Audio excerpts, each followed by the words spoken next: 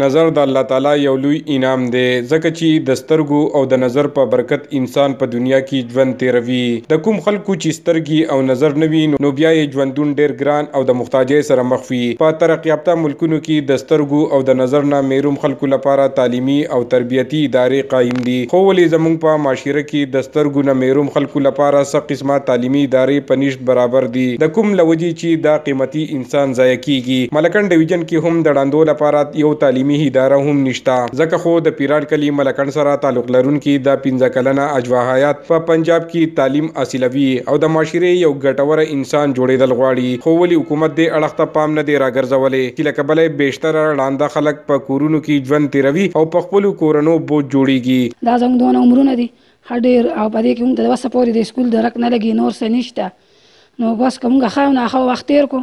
او بیماریان راته سیوا شو ټول وخت په کار کې کټ کې ناسیو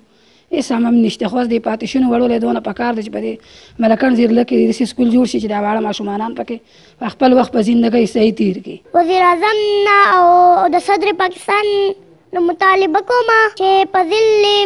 ملکان کې سکول درندو د پاره سکول جوړ کی مونږ سره جی نابینا سکول نشته نو زه صدر پاکستان وزیر اعظم پاکستان ته او وزیر اعلی خیبر پختونخوا ته اپیل کوم چې په خاص کر په ضلع ملکان بټخیله کې نابینا سکول مونږ ته جوړ کی او دا ماشومه ده زموږ په ضلع ملکان کې تقریبا 20-25 ماشومان دي چې هغه بالکل بغیر تعلیم دي چې دا ماشومان پکې سبق وای څنګه چې نور ماشومان ته ښه تعلیم کیږي چې دا ماشومان هم قابل لوی غټی شي او تعلیم سره کچری حکمران طبقه د دې خلکو لپاره تعلیمي او تربیتی ادارې قایم کړي نو دا نابینا خلک به ګټور انسانان جوړ شي او د سوچونو او فکرونو د دنیا نه بل لري شي او د ملک په ترقۍ کې به خپل کردار لوبولی شي عمران دریاب خیبر نیوز مالکان